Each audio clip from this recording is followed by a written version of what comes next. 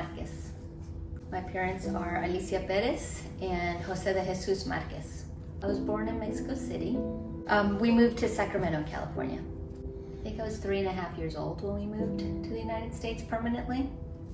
So we moved to the United States because my dad died in an airplane accident, and our mother was a single mother and raising 3 young children, ages 4 and under. So she tried to stay there, but it was just really challenging with 3 young kids, and her family was here in Sacramento. She'd grown up here. So it just made sense to come home and to have her family support her through being a single mother.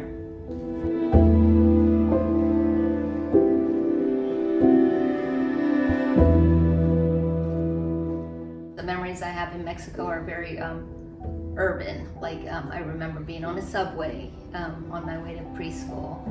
I remember being at the preschool, and it was just really large.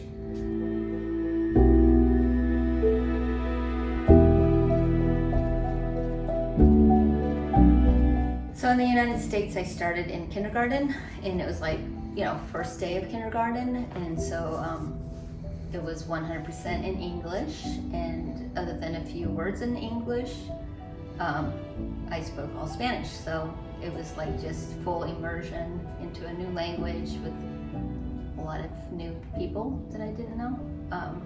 I do have a memory of my kindergarten teacher knowing how to say a few words in Spanish, like bathroom, and just like a few colors, like just enough for me to feel like some connection to her.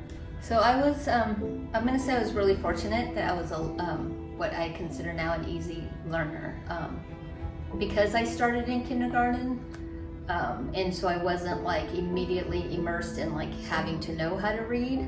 So I was learning with the other kids, so I feel really fortunate that the timing was like kind of just perfect in that way. So I didn't really struggle compared to my older sibling who was thrown into first grade, where she was already supposed to know how to read and was learning the language and supposed to know how to read in another language. So I feel like the timing for me was really fortunate. Even though our mother was fluent in both languages, like just totally bilingual, so were most of our relatives, but I think they made the conscious decision to like stop speaking to us in Spanish in order for us to learn English faster and to assimilate. So the unfortunate result is that we did lose our Spanish pretty quickly, and like have since in adulthood really had to work hard to try to regain some of it. So that was unfortunate.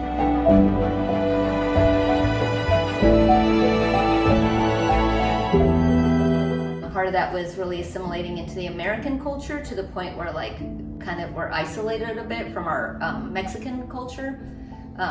So at like family events, our older cousins grew up learning traditional dances, and they just knew more about the music, and people that considered themselves like Chicanas at the time, they probably didn't view us, which is ironic because we were actually born in Mexico and lived in Mexico.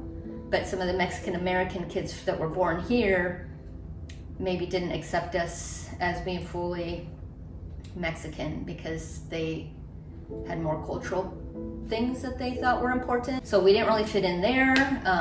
I think we made a lot of friends that were Caucasian, but like I didn't know at the time what microaggressions were. I kind of learned that as an adult.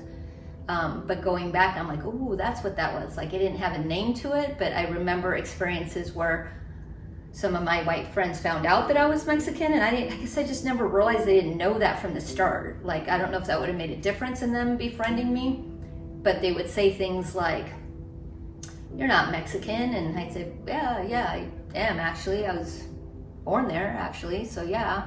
And they're like, no, you're not. You're white. You aren't like them. And I was just like, actually, I'm exactly like them. Have you been to Mexico? Because, I think if you went there, you would see that I fit right in, I think because I passed for white, so people feel more comfortable doing and saying certain things. I think I was pretty clueless as far as kids go. I love all kids. I feel like we were purposely sheltered from her struggles. Her parents were really supportive. So we didn't really get to see a lot of the struggle. A lot of times we didn't have everything we ever wanted kind of thing. Like, we definitely knew that money wasn't like an endless flow. But she always managed to like have really amazing Christmas gifts. She would do little things like come home with little candies that were like in different toy shapes or just different flavors, just enough to be like, she thought of us, and she brought this really cool little thing home from work. But I did catch on, like, I don't know how old I was, a couple of incidents, like just in terms of being a single mother raising 3 kids who could really be challenging. There was a time that she threatened to drop us off at the orphanage down the street. I think we had pretty much like driven her pretty close to the edge. And we were like, whoa, like you could tell when she was serious, because it took a lot to get her there. And I feel like in terms of struggling, like I feel like my older sister got more of the inappropriate shares from an adult because she was the oldest. So I found out later that like our mom would kind of like, when she was doubting things or thinking things out loud, she would kind of like ask my sister, like, what if he's still alive? What if he's on an island somewhere? And you know, our mom didn't mean to like mess her up mentally with that idea, but I think she didn't have someone that she felt safe confiding that in. And so telling that to her daughter, the wondering, you know, about what if he is still alive. They never found his airplane. But just like the burden of what that was for her, it was like a wondering kind of thing, like the kids down the street who had a mom and a dad, and it was just kind of a wondering of what it would be like. Part of what I do now realize happened was like, I kind of killed a lot of events for her, or recreational activities, because they weren't things I was interested in, and I guess for our mom it was easier to take us to the same things. So like I do remember she liked Bluebirds, which was like the poor version of Girl Scouts. And so we did that for a little bit, but then I decided like I just wasn't into it. It was like probably crafty and stuff I just wasn't into. And so like next thing you knew, we weren't doing Bluebirds anymore. I didn't realize that at the time. It was one of those things that as an adult, you're like, why didn't you keep doing all those things? Like, you know, you liked them, and you figure out as an adult that my not being in those things is what resulted in her not being able to do those things. We played softball, and she did like it, and she was really good at it. Way better than I was.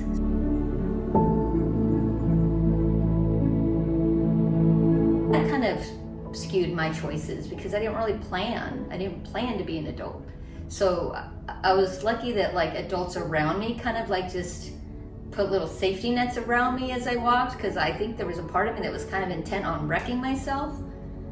I am 8 years away from retirement. I have like 25 plus years teaching. I have 2 sons from 2 failed marriages. But I feel like I'm in a good place. I'm independent. I own my home. I'm prepared for my retirement. So I feel like I'm in a good place. I remember my aunt, who was also a single mother. I do remember her saying, like, don't ever depend on a man to take care of you. And that's sad on one hand, but on the other hand, that was great advice, because the path that I did go of like graduating from college and getting this very practical degree of teaching that has provided, a stable income, stable employment, pay for my mortgage, all of that. So advice that I would give to my younger self is to like be nicer to myself, because I had been used to like having all A's in high school and just like being in a pressure cooker of always having to be perfect. So when I went to college and I was taking subject areas that were like less familiar or just more challenging, I kind of freaked out, because I was used to getting A's and now I was like struggling for a D and a C in chemistry. And so like, if I would have, what I did at the time was switch majors, because I freaked out that I didn't have the grades I was used to getting. And then now in retrospect, of course, I'm like, nobody would ever know that I didn't have an A in all those classes. Like, who's gonna know and look at your transcript and find out that you like barely got the C or the D once you have that degree? And so I feel like I wish I had been nicer to myself and shown more grace to myself, and just like being willing to like struggle and being okay with that, and not having to try to be perfect, and to dream big, and you know, to chase those dreams, and to not give up so easily on my dreams because they don't seem practical